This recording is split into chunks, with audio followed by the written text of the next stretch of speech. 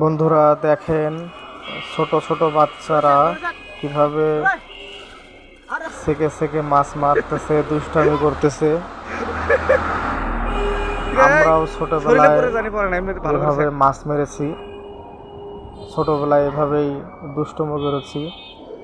দেখেন বিলের ভিতরে কিভাবে ছোট ছোট বাচ্চারা মাছ মারতেছে, দুষ্টুমি করতেছে।